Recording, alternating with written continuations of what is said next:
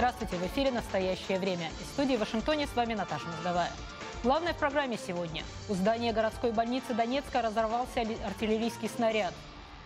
Михаил Ходорковский о том, что объединяет его с Алексеем Навальным и зачем нужны протесты.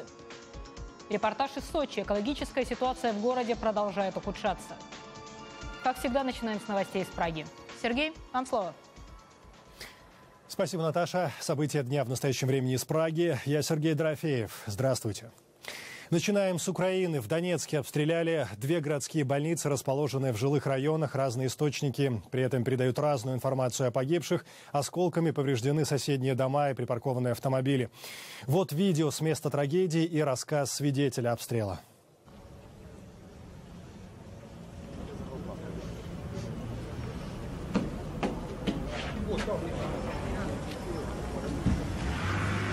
Это не один снаряд. Один снаряд был там, взорванный. И второй снаряд был здесь. Они как-то как два зашли. То есть это залп был. О том, кто именно стрелял, пока ничего не известно. Сколько раненых, также не сообщается. Их везут в областной травматологический центр, куда отправился и наш корреспондент для встречи с врачами. Поступил парень 24 лет с открытым осколочным ранением предплечья, перелом обеих костей с повреждением функциональных структур сухожилий костей нервов. Сейчас в данный момент его оперируют. И поступила мама 22 лет с 4-летним ребенком. Попал снаряд у них в дом. Значит, они оба получили множественные осколочные ранения мягких тканей. Интерфакс со ссылкой на Генпрокуратуру Украины сообщает также, что сегодня в Донецке был обстрелян и детский сад.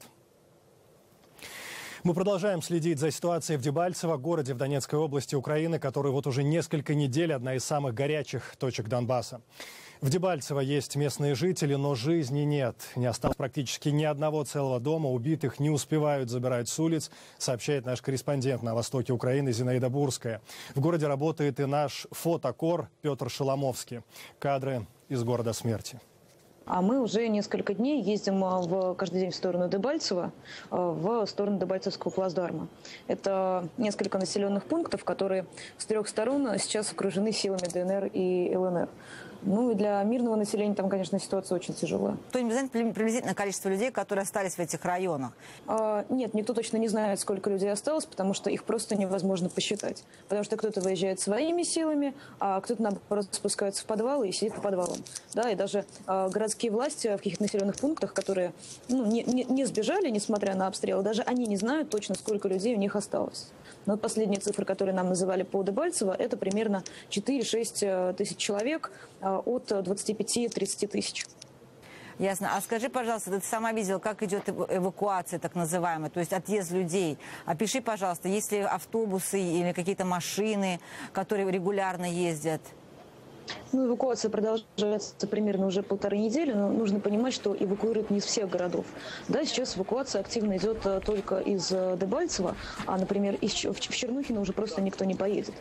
Мы сегодня случайно встретили по дороге в Дебальцево, мы шли пешком по дороге, встретили беженцев из Чернухина. Люди просто в 7 утра вышли на трассу и несколько километров вместе с маленьким ребенком шли пешком, повязав рукава белой ленточки, потому что они понимают, что другого варианта выбраться из Чернухина, которая на несколько километров ближе к линии фронта, у них нет. Слышно сильно от этого автоматной очередя.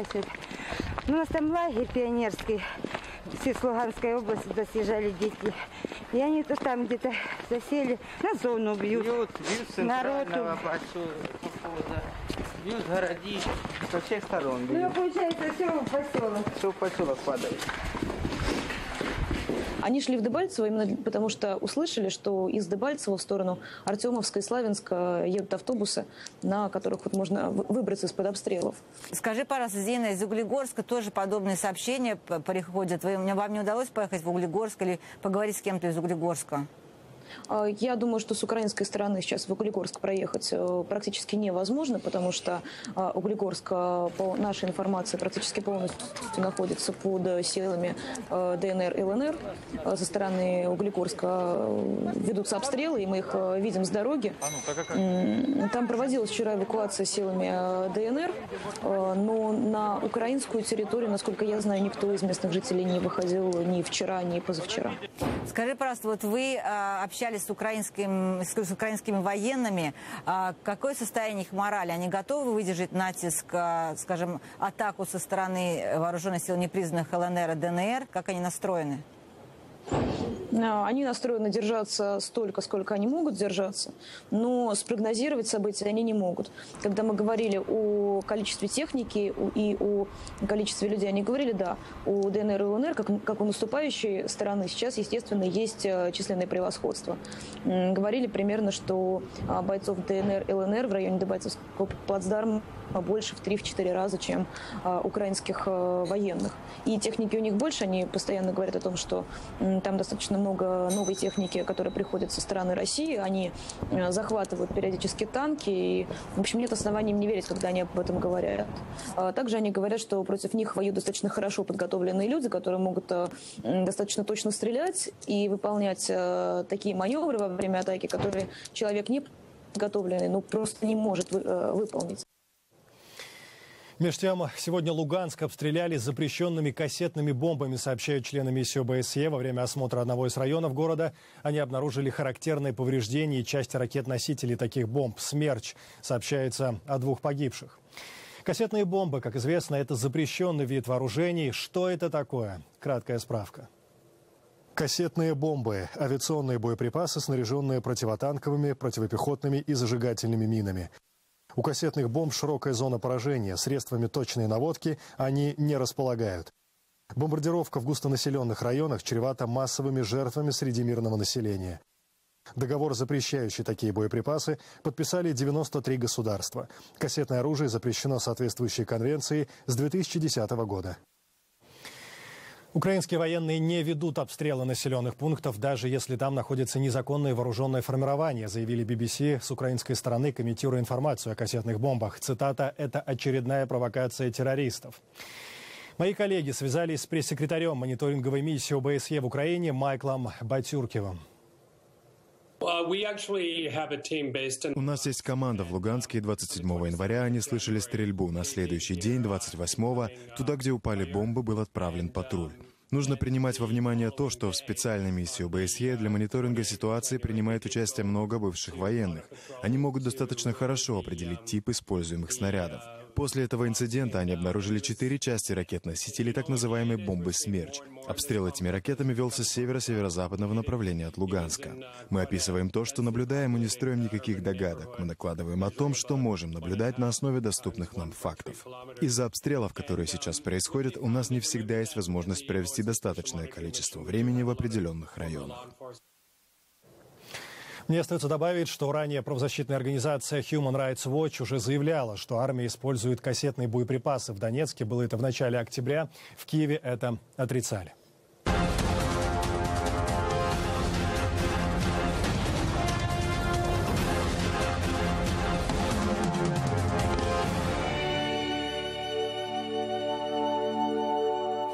Москва СИЗО не верит. Такой заголовок сегодня можно было видеть в российской прессе. Мать 7 детей, обвиняемую в государственной измене, отпустили под подписку о невыезде. Светлана Давыдова отправилась из московского СИЗО Лефортово домой в Вязьму. Изменение меры пресечения адвокаты связывают с общественным резонансом вокруг ее дела. Подписка о невыезде ограничена пределами Смоленской области. Александр Касаткин.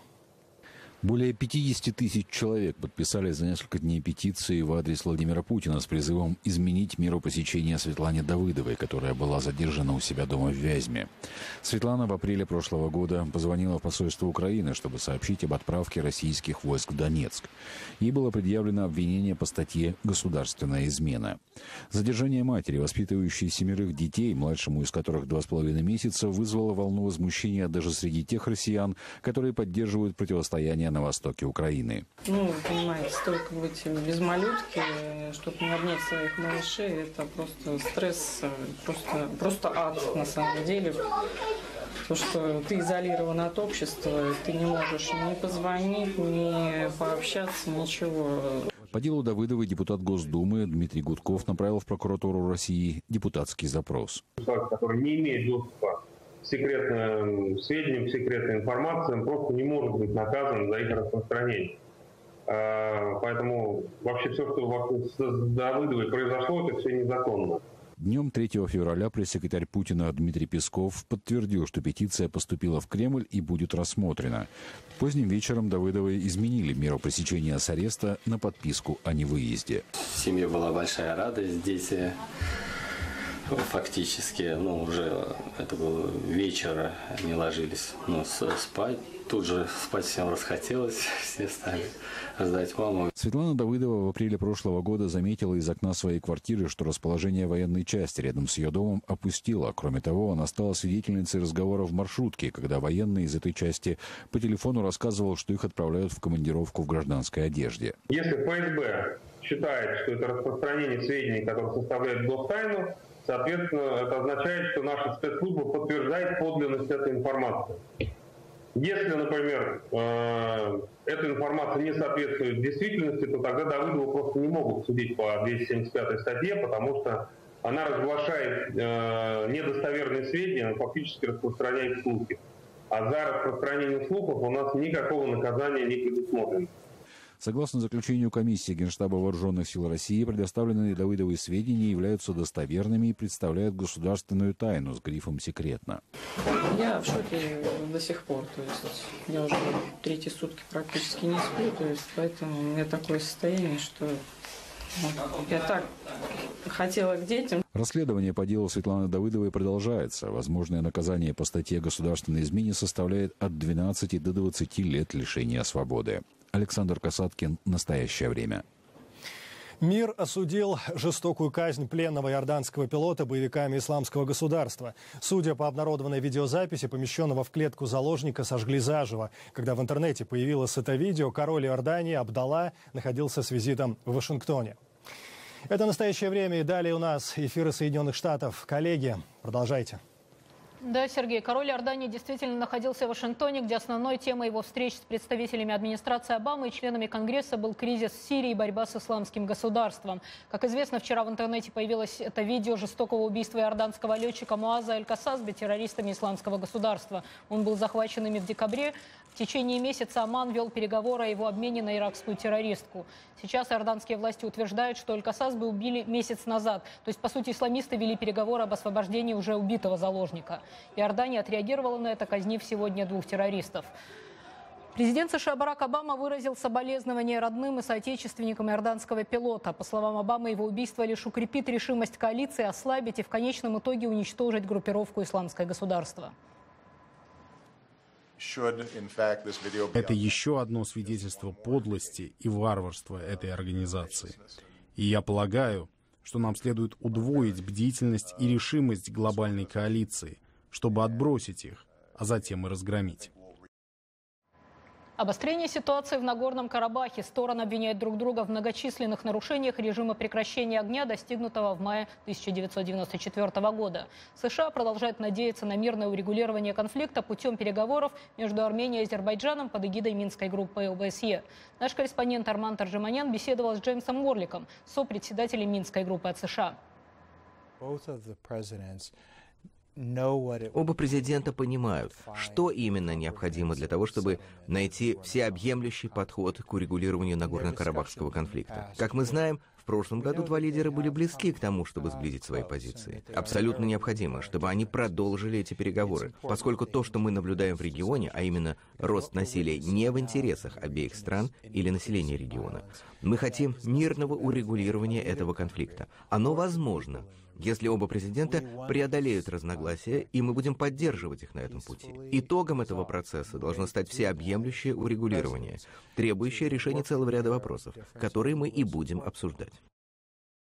Официальный Пекин высказался против встреч руководства США с Далай-ламой в каком бы то ни было формате. Это заявление было сделано после поступивших из Белого дома сообщений о том, что в четверг президент Обама примет участие в национальном молитвенном завтраке, где будет присутствовать тибетский духовный лидер.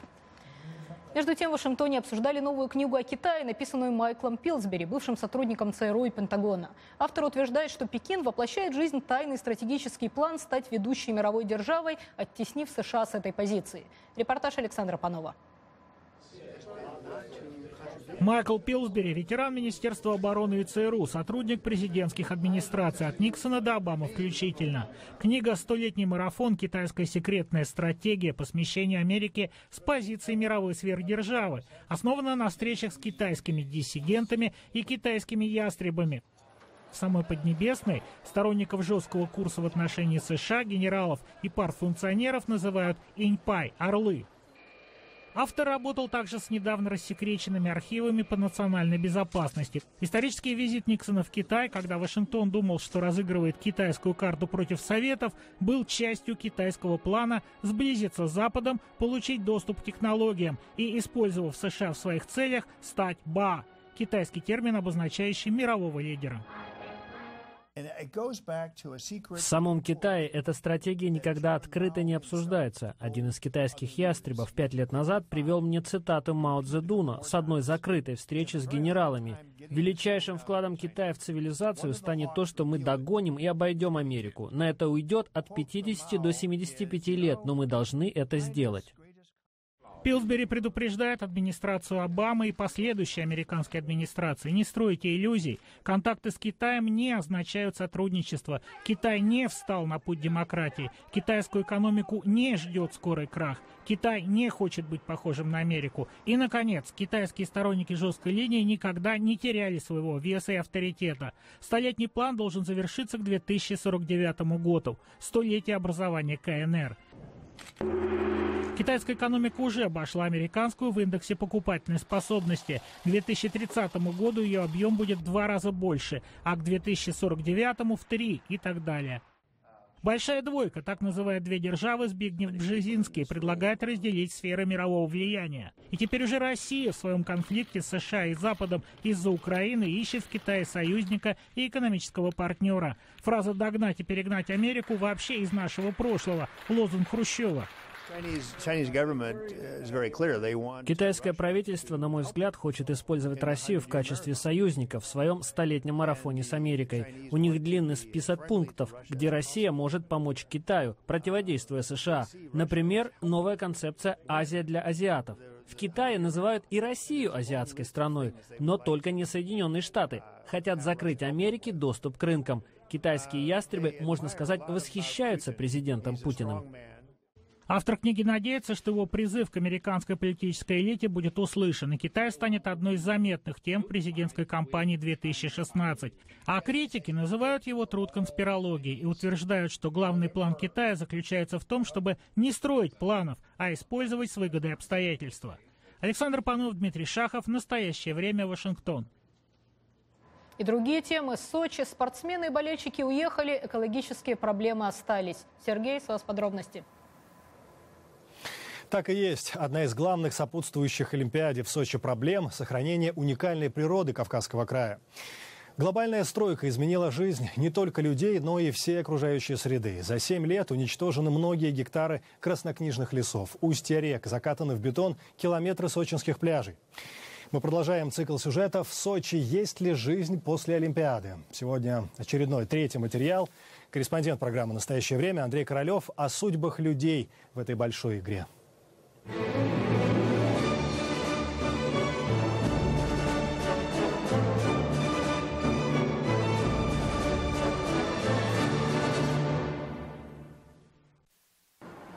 Совмещенная автожелезной дорогой из Адлера на Красную Поляну протяженностью 48 километров и рекордной стоимостью более 270 миллиардов рублей стала не только самой дорогой магистралью в мире, но и самой бессмысленной. Проложенная в устье горной реки Мзымта компанией «Российские железные дороги», она заканчивается у горного курорта «Роза-Хутор». В сентябре 2013 года во время паводков вышедшая из берегов Мзымта едва не смыла мостовые укрепления и часть железнодорожного полотна. Уже тогда сочинские экологи предупреждали, что прокладка 14 тоннелей, строительство 40 автомобильных и 37 железнодорожных мостов станут для природы Красной Поляны невыносимой обузой. Во время строительства были уничтожены пойменные леса. Было вообще, конечно, массивное очень загрязнение чистейших вод реки, которая снабжает большую часть города водой. Техника в реке продолжает работать, идет выбор гравия. 70-летний Юрий Афанасьевич живет на Красной Поляне больше 50 лет и не помнит, чтобы когда-нибудь когда-нибудь за минувшие полвека его сад страдал от человеческих рук. Буквально за год плодоносящие деревья превратились в сухостой. Чтобы обеспечить туристов погодой, над горами распыляют реагенты. И после этой посыпанного элемента, когда виноградах, как будто, да, все начало сохнуть и сохнуть. Заново я садить уже не буду, я старик. Домик Юрия Афанасьевича постепенно сползает под склон горы. Тротуарная плитка, выложенная к Олимпиаде, давно пришла в негодность. Амзым-то меж тем продолжает свое течение в эмеретинскую низменность, чтобы встретиться с двумя огромными ахштырскими карьерами, где добывали гравий для строительных нужд. Сюда же по окончании строительства власти распорядились свозить промышленный мусор. С августа по декабрь 2013 года на Ахштырь тянулись многотонные грузовики со строительными отходами, арматурой и панельными блоками. Под шумок сюда же свозился и бытовой мусор. Песчаная порода котлованов впитывала в себя ядовитую влагу и выносила ее в Мзымту. Далее зловонная масса стекала в море. Здесь рельеф обезображен. Это территория национального парка, особо охраняемая природная территория. Естественно, никакого строительства, тем более такого здесь не должно быть. Но, в общем-то, все для стройки, все для победы. Год спустя поток грузовиков в Ахштырь уменьшился, но самая крупная в мире олимпийская свалка продолжает дышать зловонием. Присыпанный от посторонних глаз мусор по-прежнему гниет и отравляет морское побережье. Андрей Королев. Настоящее время. Сочи. 1 марта российская оппозиция готовится провести антикризисный марш. Его готовится поддержать и Михаил Ходорковский. С бывшим заключенным поговорили наши вашингтонские коллеги. Наташа. Да, Сергей, по замыслу инициатора марша Алексея Навального он должен собрать до 100 тысяч участников. Письмо с предварительным уведомлением об этой акции вместе с Навальным подписал и бывший глава ЮКОСа Михаил Ходорковский. О том, что объединяет его с Навальным, он рассказал в телефонном интервью нашему корреспонденту Даниле Гальперовичу. В среднесрочной перспективе мы, несомненно, являемся союзниками с Алексеем Навальным и с теми нашими согражданами, которые выступают в его поддержку, работают вместе с ним. И из этих соображений для нас вот это вот взаимодействие является важным. Мы с ним являемся союзниками в среднесрочной перспективе потому что наша позиция сходится в главных вот на этот промежуток времени вопрос. Главное является то, что нам необходимы честные выборы, что Владимир Путин должен наконец завершить, желательно демократическим путем, свое многолетнее правление. И в результате честных выборов к власти должны прийти те люди, которые будут представлять интересы всех сегментов российского общества. Вот это вот важно. А все остальное мы будем уже обсуждать после того, как пройдут честные выборы. А верит ли Михаил Ходорковский в успех этой акции протеста? Я не считаю, что сегодня протестные акции имеют большой потенциал оказания влияния, непосредственного оказания влияния на власть. Власть у нас демонстрирует свою незаинтересованность в учете мнения меньшинства. Но уличные акции в сегодняшней информационной блокаде, которую власть организовала по отношению к большей части российского населения, это одна из, может быть, немногих форм, позволяющих довести до людей иную точку зрения на происходящие события. Вот именно из этих соображений я считаю важными уличные акции.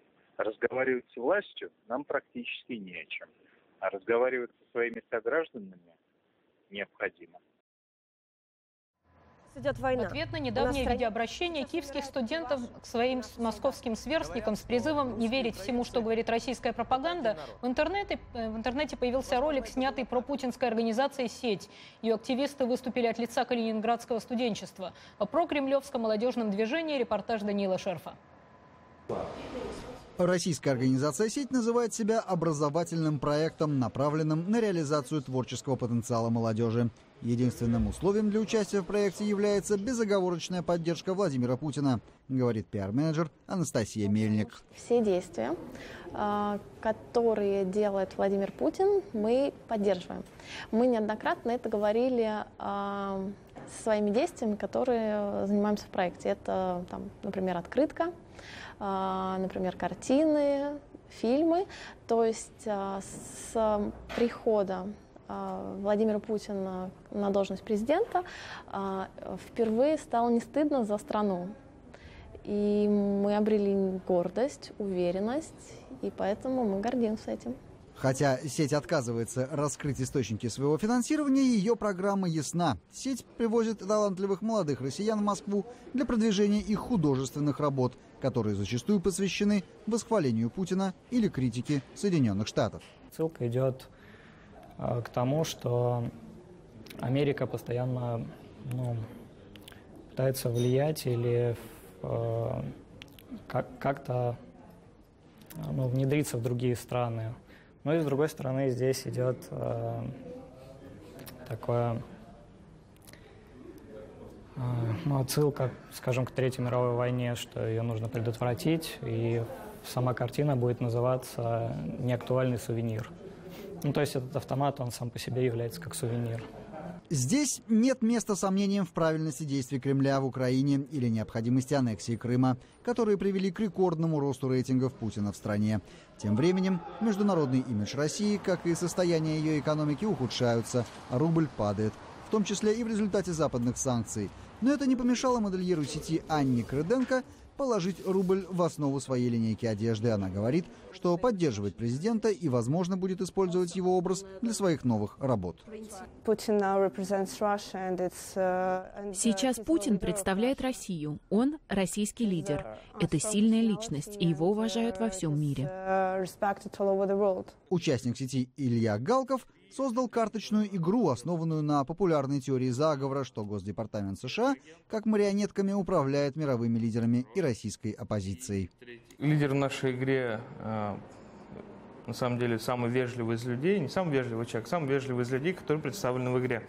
Впрочем, не все пропутинские организации столь вежливы. Еще до сети в России появилось молодежное движение «Наши», которое приобрело дурную славу, срывая мероприятия либеральной оппозиции. Новое движение «Антимайдан» пыталось помешать проведению митинга оппозиции в середине января и пообещало продолжать уличные акции. Движение ставит целью не допустить в России антиправительственной революции, подобной украинской, вину за которую «Антимайдан» также возлагает на Соединенные Штаты. И совсем другая тема. Прививать ребенка или не прививать? Этим вопросом задаются многие американские родители. Американские врачи призывают не отказываться от вакцинации. Тему продолжит Игорь Резкин.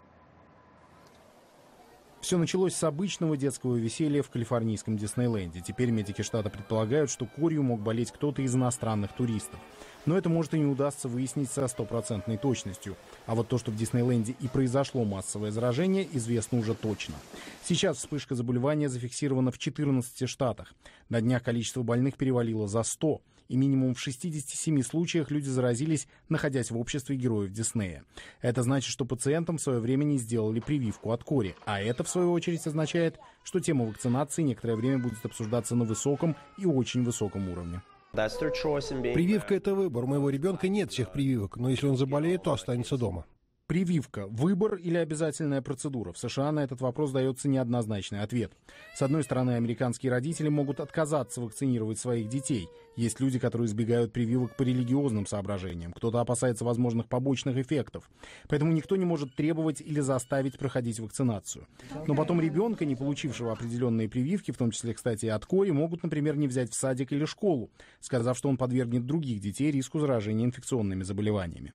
С чем-то подобным столкнулись сотрудники детского сада при школе в Санта-Монике. В понедельник, после того, как у годовалого малыша обнаружили корь, 14 детей попали в карантин на 21 день. При этом никакого общего федерального закона о вакцинации нет. Все регулируется законодательством штатов, а оно от штата к штату может варьироваться.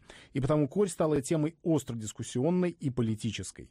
Бывшая госсекретарь США Хиллари Клинтон на своей странице в Твиттер написала твит с хэштегом «Прививки работают». В принципе, американцы в большинстве своем в вакцинацию верят. Статистика государственных центров контроля и профилактики заболеваний свидетельствует о том, что от той же кори в 2012 году привили 90% американских детей. И по другим вакцинам статистика тоже высокая, не меньше 80%. Мы благодарим коллег в Вашингтоне и всех наших зрителей. Смотрите нас в эфире своих национальных телеканалов. А настоящее время вновь наступит уже завтра. Я Сергей Дорофеев. Всего доброго. До свидания.